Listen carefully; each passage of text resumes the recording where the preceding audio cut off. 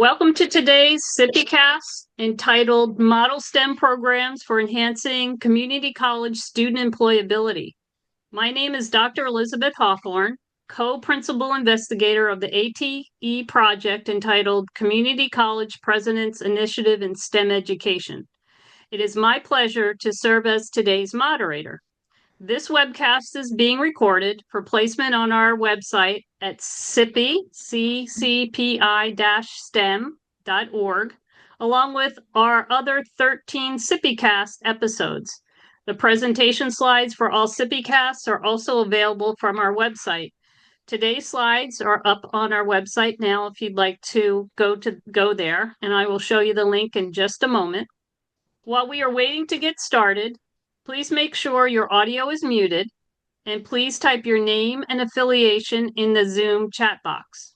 Throughout the presentation and at the end of the presentation, we will pause to answer your questions. Please type any questions into the Zoom chat box as you think of them. The questions will be read aloud at designated times for our presenters to answer. Okay, so while we're waiting, if you're just joining, please put your name and affiliation in the chat box. And I'm going to take a moment to do a little bit of an infomercial here. As I mentioned, presentations, slides, and previous Zoom recordings are up on our website at ccipi-stem.org/webcast.podcast. And I just want to do a little infomercial about our upcoming CCPI-STEM, and you can register for those on our homepage under upcoming events and announcements. So a month from today, Friday, March 21st at 1 o'clock Eastern time, we're going to do a CCPI-STEM on model community college and industry partnerships. Then on Friday, April 11th, also at 1 p.m. Eastern, we're going to have a discussion with our fellows and their mentors. Part of the CCPI-STEM project is to have fellows to advance STEM education. And then Friday, April 25th, also at 1 o'clock Eastern, we're going to have some kind of AI and STEM education CCPI-STEM. So save that date. It's just a placeholder title, and we'll keep the details coming towards you. Okay. All right. So if you're just joining, please place in the chat your name and affiliation while I welcome our panelists and we do quick introductions. So today we have Dr. Rufus Glasper, who is president and CEO of the League for Innovation in the Community College. We also had Dr. Isabel Cardenas Navia, associate executive director of research from WorkCred, but unfortunately, at the last minute, she will not be able to join us. So she sends her regrets. We also have Professor Kevin Vaccaro, who is Associate Professor of Cybersecurity from Moraine Valley Community College in Illinois.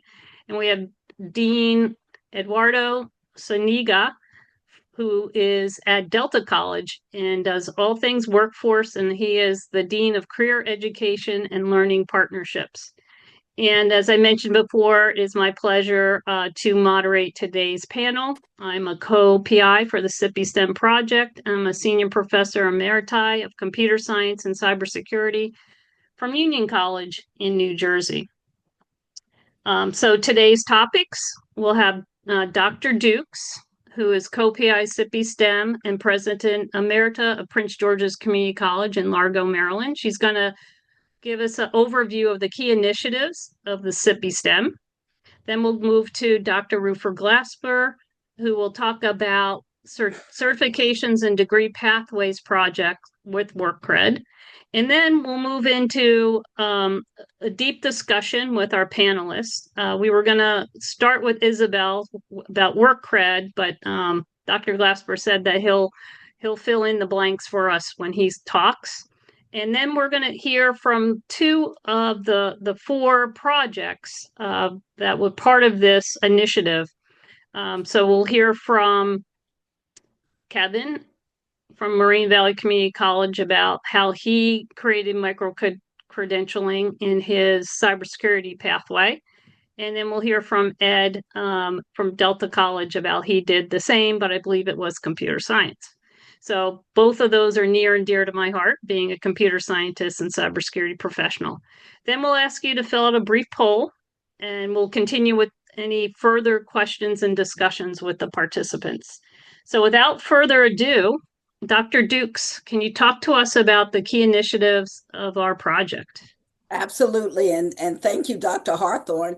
And good afternoon to not just our panelists, but to all of our participants who've joined us. I recognize many of your names either through our own professional affiliation or because you have been with us on this CCPI-STEM journey as we talk about the Community College President's Initiative in STEM. And what we are doing is simple in many ways and yet complex in others. We focus on advancing STEM workforce education and promoting the NSF Advanced Technological Education Program. And what that means is that we believe that community colleges are uniquely positioned to ensure that the students we serve consider STEM as they think about their own professional journeys and what is being offered and taught in community colleges across the nation. So we've done this by to really inform the nation's community colleges by creating regions, and you see our map here. The white spaces indicate that we are still looking for regional network chairs, but we, as you can see, cover a large part of the country, and that also includes Hawaii and Puerto Rico. So we're looking to ensure that community college students and faculty understand the myriad of opportunities that are available for a skilled workforce in STEM. And again, how our programs can be both expanded or innovative and ensuring that our students have those opportunities. We also have a fellows program where we're working with professionals who are currently engaged and working in our nation's community colleges, and they are doing research around STEM and workforce development, and they are in the final stages of their doctoral programs. So we have, I believe, we're at our third class of STEM fellows. And you can also find their names and institutions on our website. We've also developed a set of what we call instructional modules that take you from the beginning up to sustainability as you think about applying for an NSF grant in the ATE program. What does it mean to apply for the grant? How do you ensure that you have a collaborative group of individuals, faculty, staff, administrators, the grants office, as you consider what is the particular focus that you want to have? Is it in line with the NSF ATE principles? And then what it means to move through that grant process from application to hopefully award to implementation, and then through and up to sustainability when the grant funds expire. So, and if you go to our website, you'll note that we have a plethora of information for you. There are articles that we gather that make it easy for you to click on. We have a President's Press where we're highlighting some of our institutions, some of our SIPI fellows, and other information that would be helpful to you as you work through this process, whether you would be a first-time grant application or that you're continuously applying for NSF grants because you see the opportunities for our institutions and our students.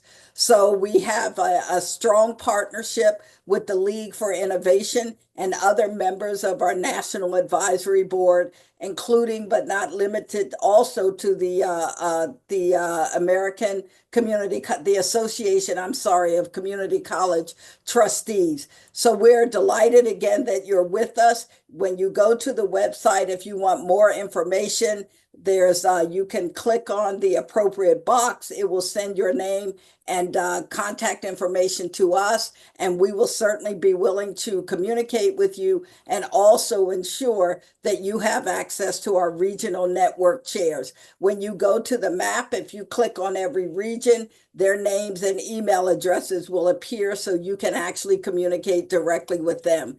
And I think, Beth, that may be what we wanted to share this afternoon. And again, we appreciate your commitment to STEM education, and certainly to securing resources that allow our community colleges to both expand the programs that we currently have and to be innovative as we think about the workforce needs of our country. So thank you very much for being with us today.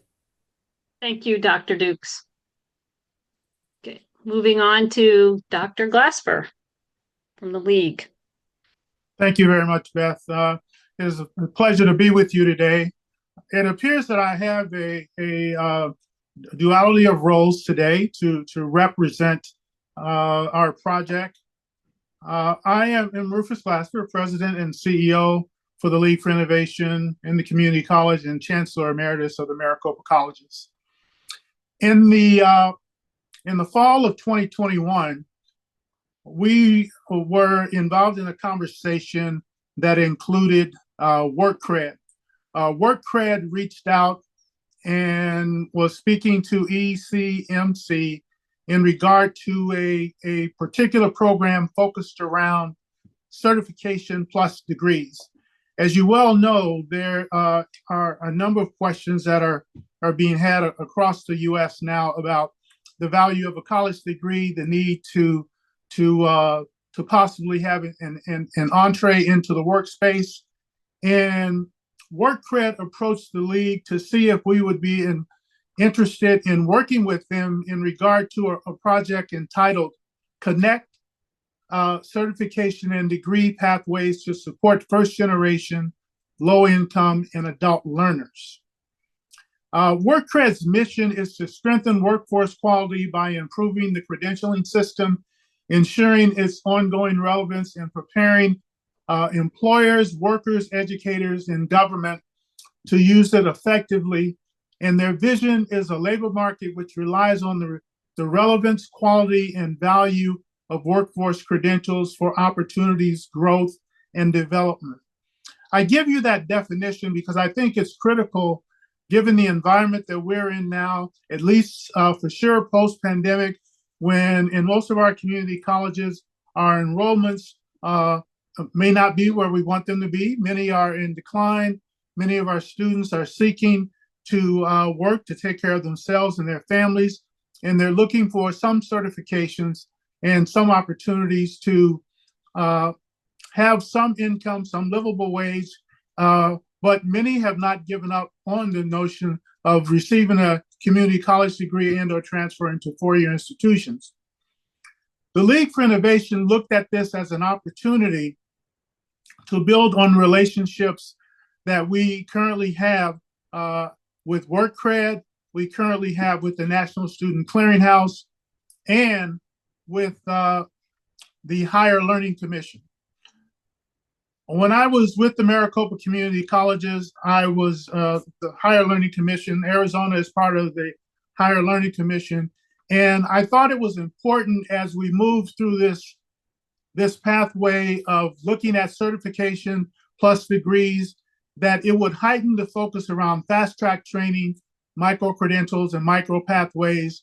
And many of our institutions would fall back on an opportunity to say, we can't move in this direction because historically our structure doesn't allow us to move at the speed of business, and our structure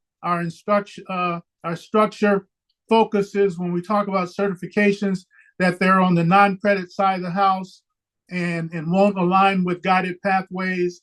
And I invited the Higher Learning Commission to be a part of this project. So we ended up with three institutions that initially started, which was WorkCred, the League, and National Student Clearinghouse, and we invited the fourth. And from inviting the fourth into this particular project, WorkCred is looking to focus and invite colleges to develop and implement career certificates and degree pathways in IT, logistics, or health science programs, and establish a process for low-cost replication. What the League was seeking to do is to try to ensure that as we tried to work with institutions to move at the speed of business, we also wanted them to maintain the integrity of the guided pathways.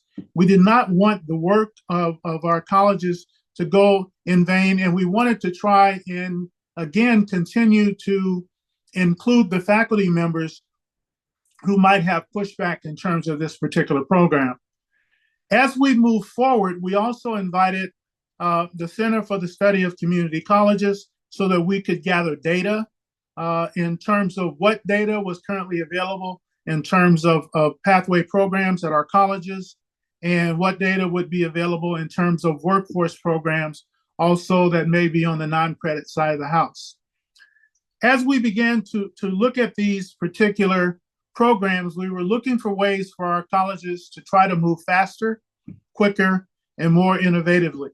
We were also looking for them to bring in their partnerships or establish new partnerships within their local communities that would allow them to partner with our community colleges and engage our students so that they would see the certification plus degrees as a viable pathway to continue to move forward and to be able to embody these certificates and degrees into their curriculum, and then also demonstrate the return on investment. As we have moved forward over the past few years, we took a process that said, let's look at the population of about 19 states that the Higher Learning Committee community has. And then we narrowed it down to initially the possibility of 5 colleges. We ended up with 4 colleges, and you will hear from a couple of those colleges here today. And they are all within the Higher Learning Commission region. All 3 of the organizations, and the 3 that I'm talking about now are WorkCred, the Higher Learning Commission, and the League, will be providing a toolkit. And we are working together independently, and we will be collectively pulling together a toolkit so that we can share that with prospective colleges who would like to follow the same paths. We have been meeting with the presidents in terms of forming a community of practice. We did some surveys. We did some Zoom meetings to begin to talk about what are they hearing from within their colleges, what are they seeing from within their own ecosystem, and how are they engaging in order to make sure that we have a successful project. As you well know, the colleges are different. They're in different parts of the states, they're in different parts of our country, and we're finding that not all colleges are equal in terms of their ability to scale as they would have liked, or we would have liked to move through the project. What you will hear today are those individual experiences.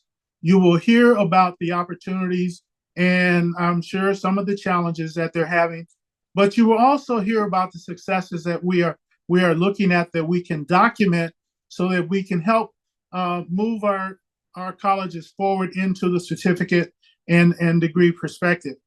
When I look around the country now, I see the number of colleges continuing to grow. I see them growing regionally and nationally, and I see opportunities for us to participate and also to look at accreditation as a strong supporter. Over this period of time, the League for Innovation has also been asked to be a part of an advisory group that has been formed by the Higher Learning Commission. And currently, the president and CEO of the Higher Learning Commission is on the board of Credential Engine. She also chairs the board of Credential Engine, and they have established a lab, a credential lab, so that as this momentum picks up and as we expand the notion of certification plus degrees and other types of credentials, they will look to provide not accreditation to organizations and companies that provide these certifications and these certificates, but they're looking to put a seal of trust. And I think it's important that we recognize that there are many community colleges across the country that are looking for other accreditors or different accreditors, and ones that can move at the speed of business, and those who are looking at the changing landscape and the viability of certification plus degrees. And with that, I will turn it back to you, Beth, and look forward to the conversation. Great. Thank you very much, Rufus, for pitching in at the last moment. Much appreciated. No problem. Okay. So these were the questions for Isabel. Unfortunately, she was not able to make it, as I said before. She had a last minute emergency. So we'll move on to Kevin. Okay. So Kevin, briefly tell us about your background and position at Moraine Valley Community College. All right. So, hello, everybody. So, I come from industry. I worked in industry for about 25 years, and then I went into education after I got laid off. My specialty is cybersecurity. I teach everything from digital forensics all the way through ethical hacking. I currently am been with Moraine.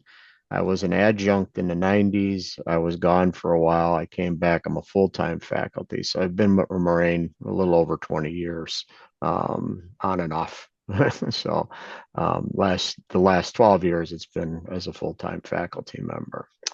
So the original project, and I'm going to just jump right in, was Go ahead. my colleague and I sat down, and we had been talking to our advisory boards, and we always felt something was missing. When I redesigned the curriculum or the entire degree program about 10 years ago, I followed whatever the advisory board had told me at that time. That was Dell Computer and a few others, that this is the skills we want our students to have in order to come work for us.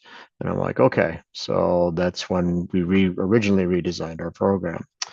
Then over the time, it's like the new technologies are always popping up. IT's an ever-changing target. So we started talking again with our advisory board, and we meet with them yearly and say, hey, what kinds of things did the students lack? What are you looking for in a well-rounded student to work for you, hit the ground running and do the job? So clouds was one of the missing components.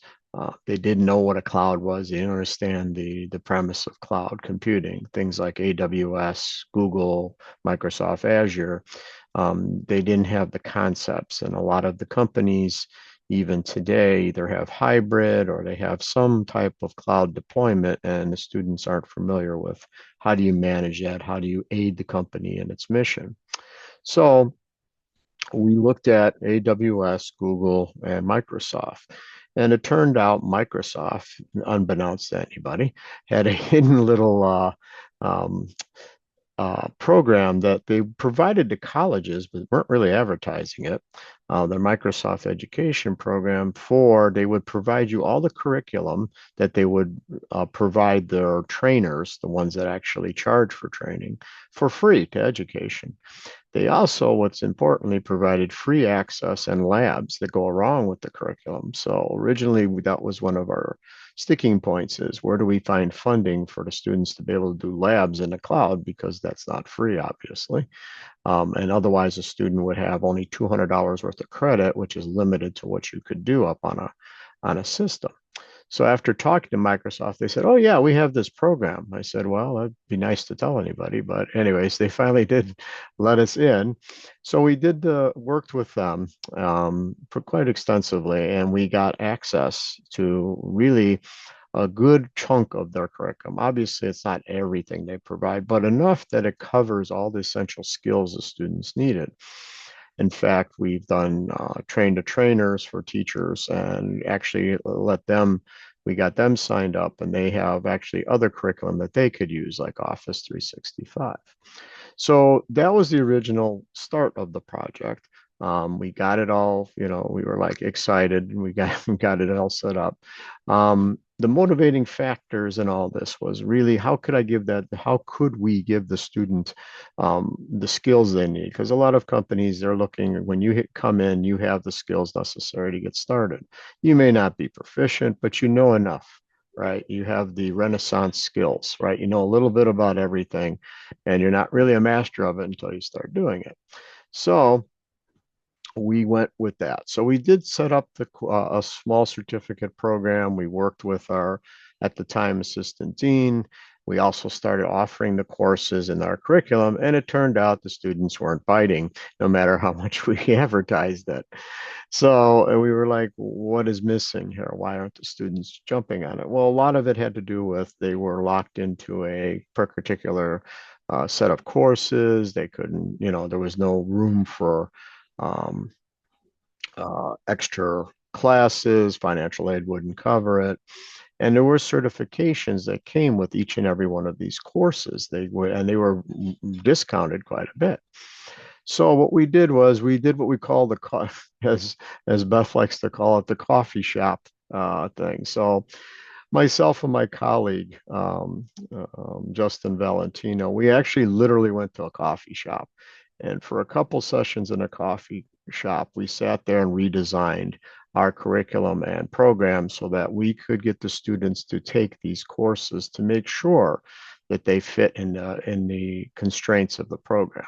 So we redesigned things and moved things around a bit. We were able to integrate almost all of them. I mean, at least in the cybersecurity, we were able to integrate all of them, but we managed to get it also into our networking program and a few others. We still maintain the certificate program, the small, if you just want to do a certificate to get your Microsoft Azure. But we really wanted to do this to get the student the skills necessary. So what we did was we met at a coffee shop. We literally sat there with a laptop, and we went through all of our degree programs, all of our certificates, and we redesigned it over, of course, a couple cups of coffee. So after we did that, we then went through my colleague did the long process of filling out the necessary paperwork. It takes about a year for us to get ICCB approval. But we basically came up and, discussed with why this need to change. We feel that the students, based on what the industry is asking, is they should know what this is, how to use it. They may not be engineers or anything like that, but at least they understood and could talk and understand what they were talking about and be able to log into a cloud and be able to manage things per whatever the company wanted. So as the business, as these businesses were saying this, we aligned it all to do that. Now we do have still a few more rounds to go to. We're almost done with the whole process, but we should be approved completely by fall of this year. We started this over a year ago. But it looks good for the student to begin their track where a new student would come in and they would have in their curriculum, whether it's networking or cybersecurity, they'll have exposure to a cloud class and be able to learn the basics, the fundamentals they need. A lot of times my advice would be in these, when you're starting a project like that, number one, ask the vendors if they have these hidden little things that they don't talk about. Like Microsoft never talked about their free stuff to education. Similarly, I've told people, companies like Red Hat offer all their free curriculum that they give commercial trainers to schools for free. These are things that they don't really make public like they used to. Now they are, but a lot of the vendors will provide you the exact same stuff that they offer their commercial customers or trainers that you could use in your educational environment. That's something that, isn't really revealed. Another thing is if you can host a testing site on your campus, that's a big bonus plus. We have a Pearson VUE testing site that's private to us. So as our students go through our classes, which are usually, we gear our classes for both education and certification, academics mixed with certification. We have them tell them, when you're done, you can get a discounted certificate through our bookstore. Come right back to this classroom which you are very familiar with, that you've had classes in, and take your exam and be certified. You don't have to go to an unfamiliar place or building. You go right here. And that has been a big bonus plus for us as an incentive to get the students to want to take the exam, because a lot of them they go, can't travel there. I don't know where to go. It's like, well, you could take it right here. We have a Pearson VUE administrator. You schedule with them. You could take the test here at a comfortable time. And you don't have to feel so, having to travel anywhere or that. So those are the, some of the key points. So really our original project was how do we get cloud into the certification track, became a, coffee shop discussion that led to a redesign literally of our career track so that, they can get an associate's degree and it has cloud in it, whether it's in networking or more extensively in cyber. So that they can, be skilled the way the employers want. We also went back again, just to ensure that once we had the paperwork ready to go, we went back to the advisory board and said, hey, we're going to do this. This is what it looks like. What do you think? And they seem to be, hey, that's pretty good. These students really need to know a little bit more about what cloud computing is and how they could, come into a company and not be lost. Traditionally, it's always been on-premise systems where, you teach them everything about if the system was sitting next to you. Now we're teaching them, okay, things aren't next to you. Now they're in a cloud or a data center somewhere else. So here's the kinds of skills, your terms you should be familiar with and how to use that. The live labs are very helpful. And now that they don't have to pay for them, that's nice because they provide us a limited set through their third-party vendor of labs. Which is kind of cool because once again, cloud costs money, whether it's AWS, Google, or Azure, you're going to spend money to have time on that. It's very beneficial to have prearranged labs geared towards certification already built. Now they do have other programs like allow you to put a cloud inside your data center, but once again, it's not free. So we took the free route. We didn't want to burden the students with any other expenses than they already had. And we tried to keep it as low cost as possible. So I think I covered everything. You think you got? Okay. Do you have any links that you could put in the chat for the participants? And maybe to your program or that hidden Microsoft program you're talking about. Open it up. Yep, go ahead. And I'll open it up to the audience to see if anybody has some questions they'd like to put in the chat, and we could have Kevin answer those. So if you had a burning question, feel free to put it in the chat. And I have a question for you, Kevin.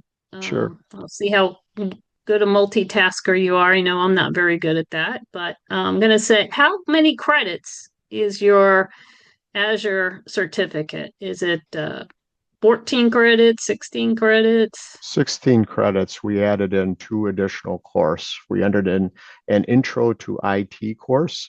That's just for students who know nothing about what IT is. They hear the term IT and they think you're going to drive around in a Ferrari.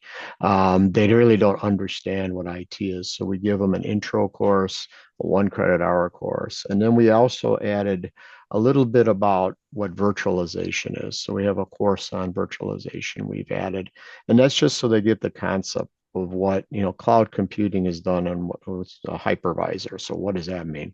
So we give them a course on that. So altogether, we did about 16 credit hours. And that met the minimum requirement, at least in the state of Illinois, to get the certificate. That's what they told us. So we added that in there to kind of make sure the student was fully rounded. They just didn't get a certificate in Azure. They had exposure to what IT is, and then also a little bit about virtualization. Yep, great. And I have a message that was sent to me directly from Dr. Wimbish, who is the chair of the Southwest region. So I will read hers, and then we have another question from Rosalind Hunter that I'll get to next. So Dr. Wimbish wants to know, are the courses accepted for credit in your associate degree? Yes, the answer is yes. We put them through on the ICCP. So far, they haven't had any pushback. So they agreed that they were worth credit, normal credit hours. The instructors are all accredited. So it didn't seem to be a problem with the ICCP. Right. Are they 3 credits or 4 credit courses? 3 credit hours. 3 credit hours. Okay. Thank you. We'll move to Rosalind's question. To get approval for your certificate program, what did you need to show to your college board? What kind of documents, hoops did they ask you to I'll say jump through. She was polite. And she said go through. Yes. Mhm. Fill out. So what did you need to show to Okay. your college board? Yeah, Yeah. to get So it approved. we fill out the form. My colleague did the brunt of this paperwork, which, I can't thank him enough. But we went through, filled out the forms, and they told us, well, there's another set of forms.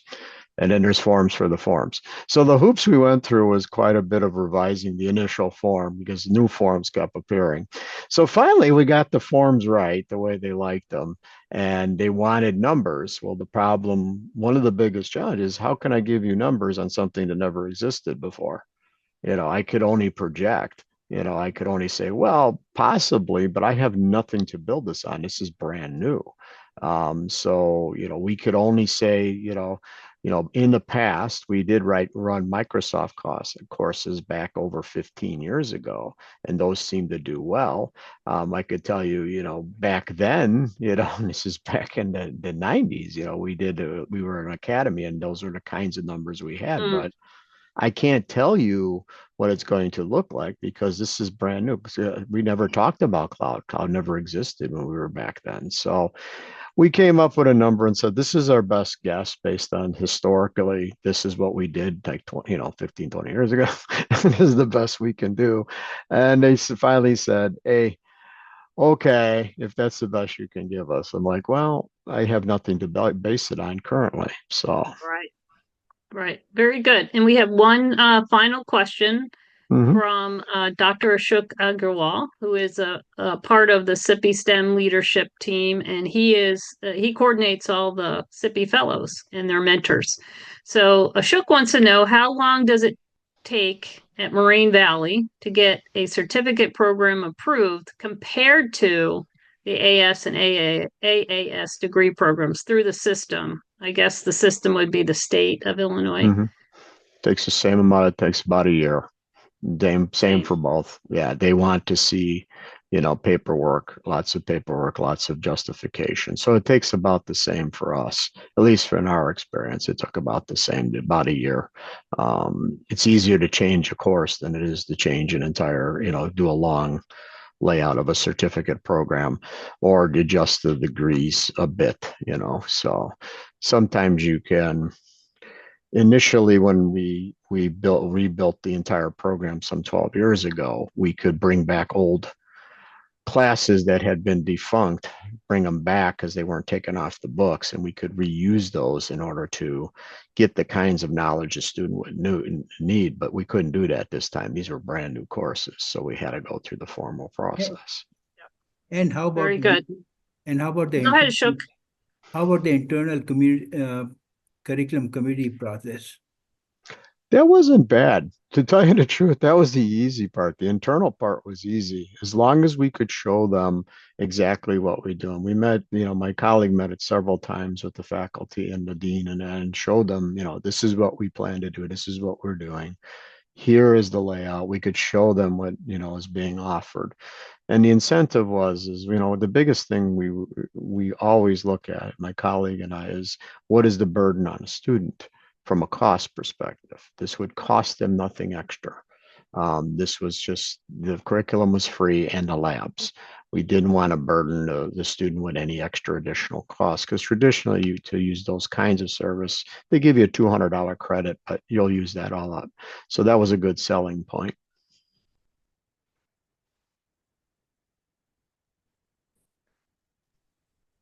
I'm muted. Sorry about that. We had another question come in from Victor, and I think we'll open this up to both you, Kevin, and Ed, because I think you both will be able to weigh in on this question. How can career services partner with academics to clear the path and enhance program and credentialing for students? Excellent question. So Kevin, you want to start, and then we'll go to Ed, and then Ed, you can start in on your project. Cool. So what we used to do, we haven't done this in a while. There's been several changes in our career service. The head of it changed several times. But we used to work with them quite readily that we would offer the courses that we do academically on the career side. And even though you were taking it as a non-credit, If you wanted, you could fill out a form and we would give you college credit for it. And that's how we got to cross the bridge between the two. We haven't done that in many eons because, once again, leadership had changed several times. And so we've never had a chance to really sit down and work out that between the two. Because one of the things where we could do it at a cheaper cost, because usually the career services partner would, have to charge whatever the vendor they were bringing in to do it, whereas we had authorized instructors could do it. We just have to negotiate, what the pricing structure would be in that for the student. And it would, most people who send to us anyways, they're people, it's like, well, I could take it from a commercial partner for 3,000-4,000, or I can spend quite less and get credit for it. So we haven't bridged that gap in a while. I know the head of the career services program. I've talked to him many times. We just haven't had time to really sit down. And my colleague and I haven't had that time since we were working on this project to really try to see, could we reintroduce that kind of thing where, it's a win-win for both sides. So the win is for he would get the ability to market that you could get college credit, and a win for us because we get exposure to his industry partners. So it would be a win-win on both sides. Great, Kevin. Ed, do you want to weigh in on this question as well? Absolutely. I think that's that's an excellent question. As I explain more, I'm going to refer to the various and multiple pieces of this process. And as we advance both in the credit for prior learning and as well as these industry credential side, these are pieces of a larger goal. And to that point, we found out immediately that our career services prior to this work was challenged. It wasn't as effective as we were hoping it to be. At the same time, it wasn't clear on the direction for career services. So as we started to do this work, two things happened in the larger structure of, I'm going to say credit and non-credit, but we're trying to change non-credit. We're referring to career credentials. It just gives it more prominence, and no one wants to be non-anything, right? We want to give it meaning as far as the work that's done for that these career credentials. So we knew that we needed to combine the work of our career credential area, our business training side, with our academic side. So there's a structural change. We brought them together to start having the conversation and reporting to the academic unit. Second, we took part of the career activities and moved them into the career credential side to give them responsibility for working with and figuring out these systems, which then led to the credit for prior learning. And similar to Kevin. Kevin, I want to say that, thank you for sharing from the faculty perspective, because it is really critical to be able to work through and navigate. And so you had a tall order, so I appreciate all the work that's been done on that side from your area. At the same time, there needs to be this collaboration, again, with the academic side. So in our institution, it's called our workforce strategy side. They had a tall order to be involved in every academic conversation and start identifying and ensuring that anything that was created going forward from the academic side had a pathway of alignment to and with the career credential or non-credit side. So that was a huge part. And a major piece of that was the work experience and the career planning. So now we have a pretty robust work experience and process that we're still lifting up at the institution. But in answering the question, it really took a structural change and a mindset change in order to really bring forward the careers portion of it, and ensuring that it represented both academic and non-academic sides of the house. But first, we had to get the minds of the two different areas together in order to develop this clear vision and how these pieces need to work together. So that was our it took a couple of years. We're still in the process of lifting it up, but it's taken a couple of years. But we've shown a lot of progress and a lot of excitement about getting to where we need to go. Also, our federal work study program is in the work strategy side as well. So putting more responsibility in these areas that were typically non-academic and forcing them to work with the academic side with a clear vision. Thank you for that, sharing that experience. It does take a while to restructure, to get the communication and all the teams working together. So if you could give us a brief background of your position at Delta College, and then just go right into, Ed, about the project. And you guys were working with Google rather than Microsoft. And I guess the credentials were in data analytics, IT support, and project management. And your motivating factors. Okay, no problem. So again, Ed Zuniga, Dean of Occupational Programs and Workforce Strategies at Delta College in Michigan. I am very excited and appreciative of being in this conversation. I'm a product of a career in technical education through at a community college, through my high school and local community college. I found it very enriching and very rewarding as a non-traditional path, to then work my way up through my educational accomplishments and my personal and professional goals. I've been in industry for about 20 years, also within higher education, about 25 plus years, about 15 of that, about 16 of that now in higher administration. So it's all been a fantastic journey for me, and I just love, it's a very creative space, I'm sure, for those of you that are in occupational programs, it's a very creative space and a lot of work to do. And we work with adult learners all the time. So for our program, the Connect C+D Pathways Grant aims to really support first generation low income and adult learners at Delta through credit for prior learning pathways in computer science.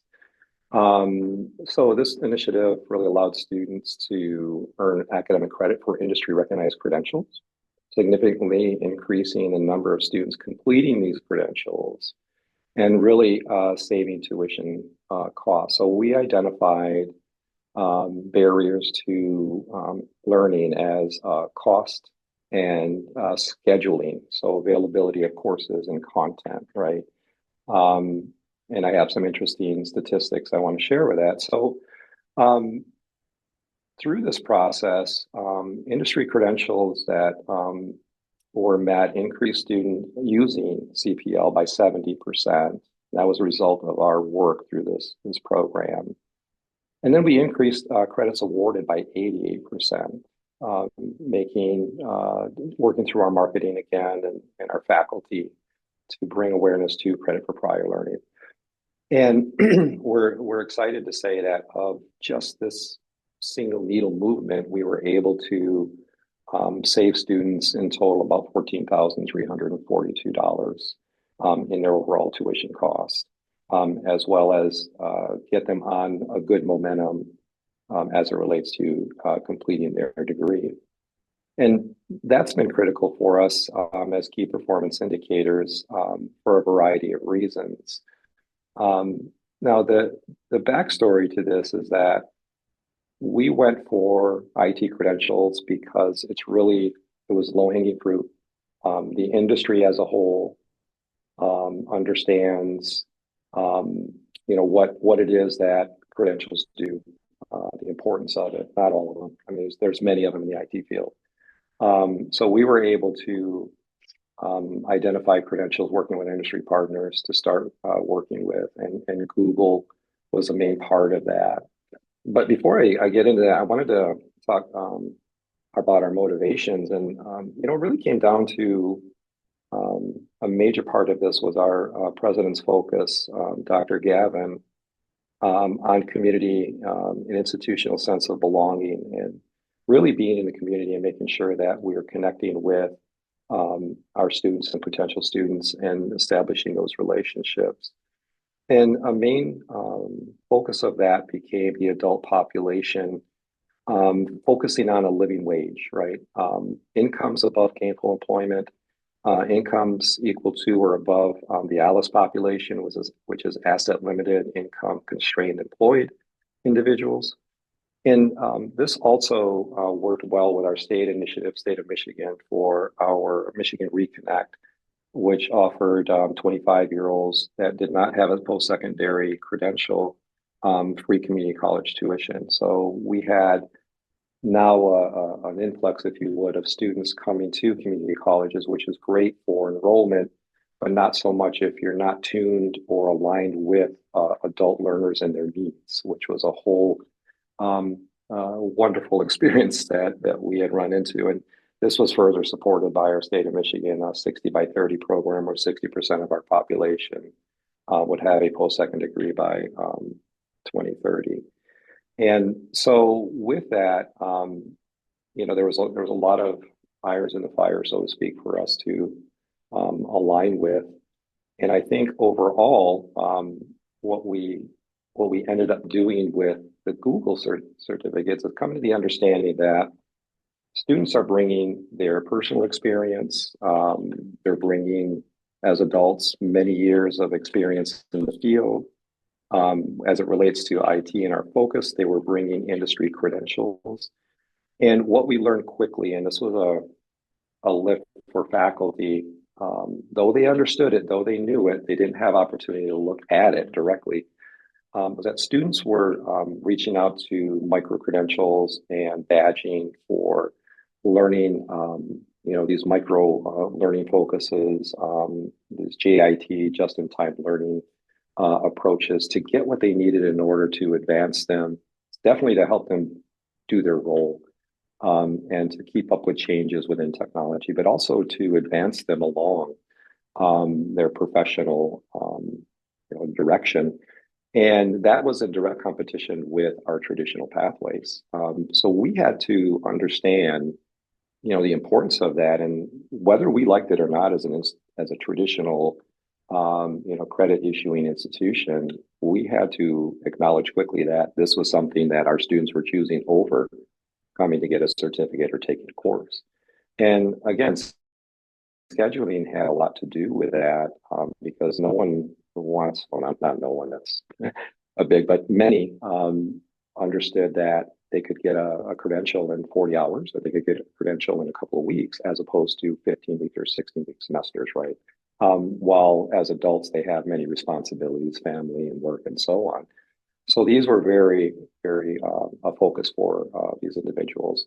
That being said, we decided to team up with Google, and Google allowed us to offer their data analytics, IT support, project management to free for to our community.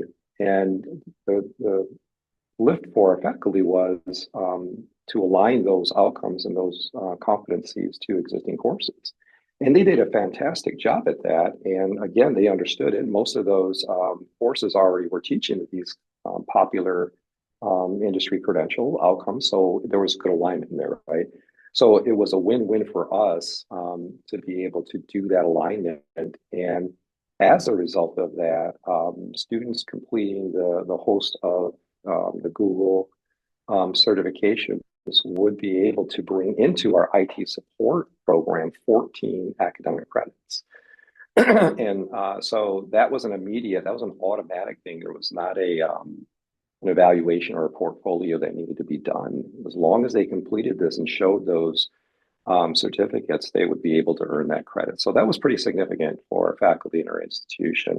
And we were excited because the first year this launched, the first semester, we had over 300 students enroll into the Google training. And what made that exciting is we were looking for all of these students to articulate over into our academic programs. And we also identified barriers as cost and access as far as availability of schedule.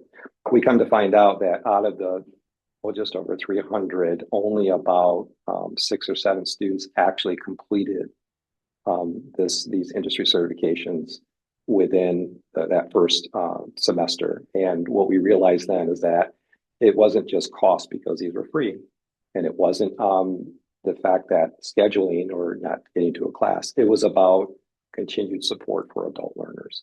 And so that's where we changed it up, circled back, and began to offer services that normal for-credit students would receive, including faculty support with these individuals going forward. So we had a non-credit, a career credential delivery system with a third party in the micro-credential area that we would grant credit for. We were also providing student support for as well. And so we opened that up. And once we did that, we started to realize re-engagement of students and reconnecting. And so all of that stuff that got in their way, we were able to start direct students to resources to get them re-engaged.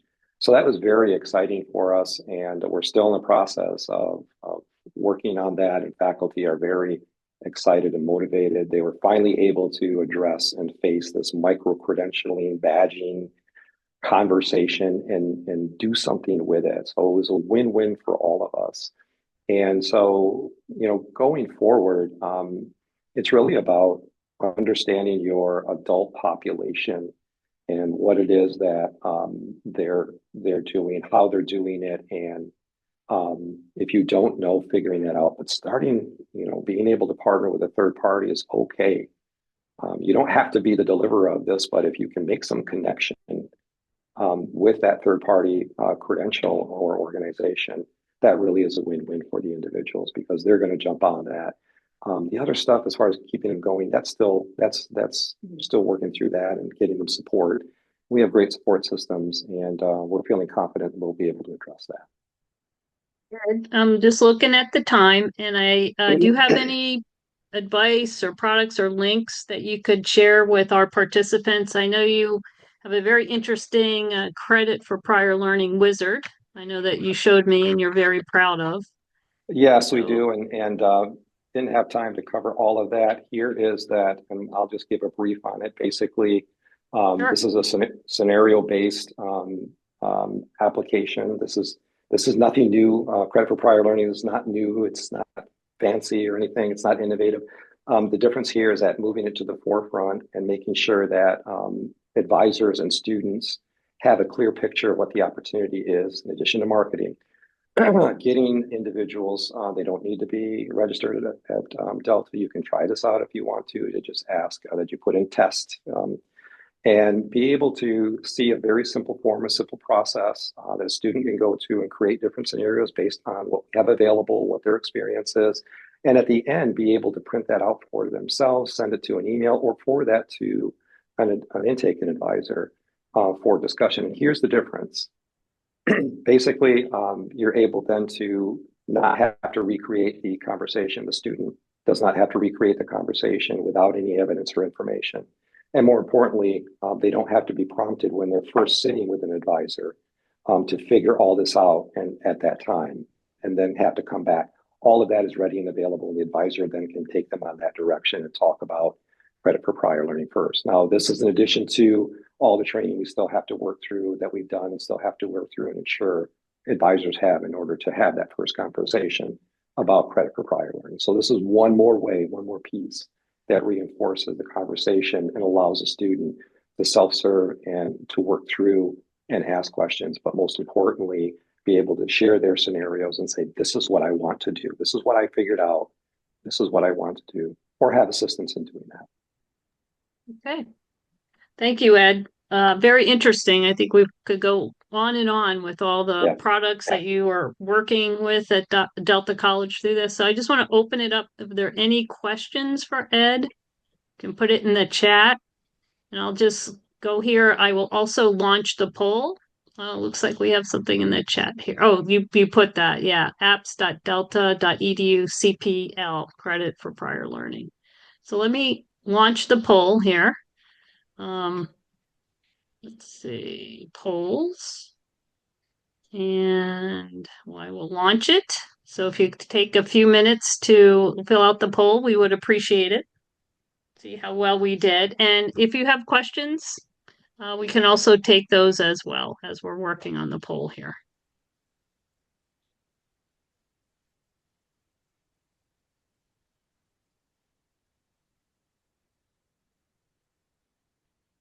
Anything else you'd like to add? Since I don't see any questions coming in, I think I am busy doing the poll. So anything else you'd like to add, Ed?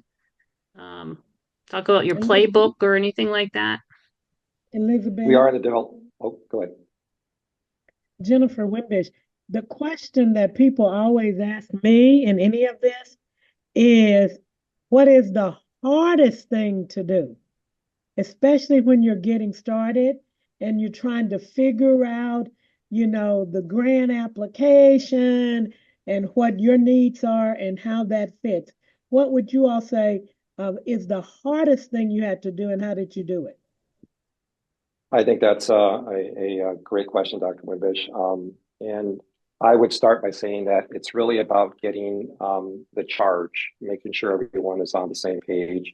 I have written down here that, it's a matter of including your industry partners, your students, your registrar's office, getting all the right people in the room and getting them around the charge. What is most important? Now that, obviously, for our institution, it came from Dr. Gavin and all of our strategic alignment, what we were doing. So that was a little bit easier lift. Not all institutions have that clearly defined, but pulling that band together and seeing the importance of the fact that we have less graduating high school students. Many states are rolling out Reconnect programs. We're getting more adult students coming in. So realizing this trend and starting to get ahead of it and working small and starting to have that conversation about understanding the adult pathway and why it's important to not just wraparound services, but academically be able to identify either schedule and offering them flexibility in addition to supporting their family. How do we get them through to completion quicker? And credit for prior learning for Delta was part of that and saving them time, money, and getting them motivated. Thank you. Thank you. We have another question, Ed. How many students that completed the Google credentials enrolled in your credit programs? Yeah, so we had all of them, and we've had more now. I don't have that data in front of us, but that was our initial findings. All of those students have actually matriculated over and are now in one or more programs. The exciting part about this is that we had one student who completed the entire training in 4 weeks, and this was typically a 5 to 6 month program. So that flexibility for that individual to earn that certification and move them along, we're going to have that. So that was our shining star. The others are already in their first, second semester and moving through with those credits as well. So we continue to advertise for that. We continue to seek funding to scale that up. And our president is very excited about this movement as well. And we have one last program initiative in at our college that we're now including and scaling this out into and with our student academic services area to get further support on that as well.